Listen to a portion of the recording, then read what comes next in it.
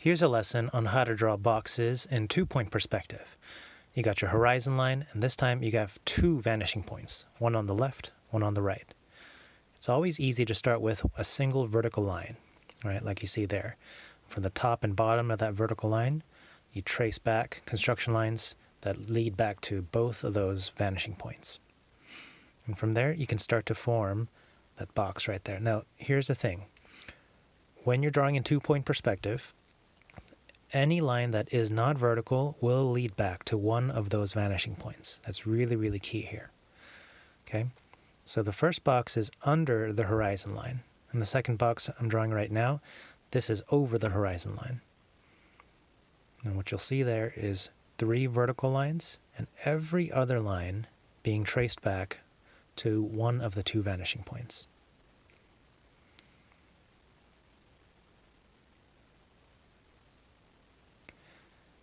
In terms of how to determine which vanishing point it recedes back to, in terms of like which edge, like matching the edge to the vanishing point,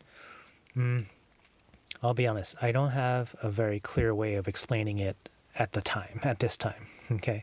It's more of an intuitive sense once you try this kind of drawing technique enough times to recognize like, oh, okay, I try to draw this edge receding back to the left horizon line, but probably wants to go to the right.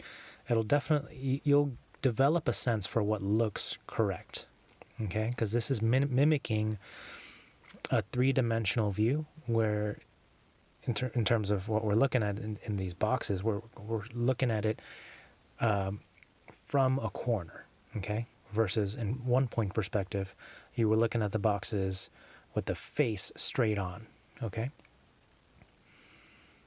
And it's important to practice like this with the box in at least these 3 basic positions. One under the horizon line, one that's going over, and one that's in the middle.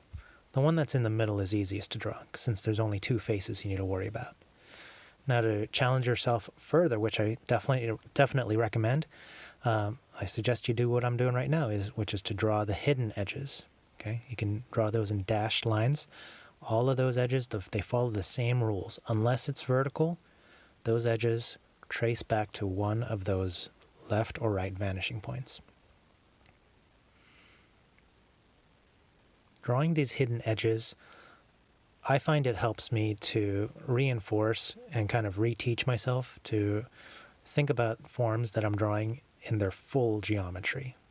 And when it comes to drawing other more complex objects, like a full environment or a room like that, this kind of practice and keeping the hidden edges in mind, I find it helpful.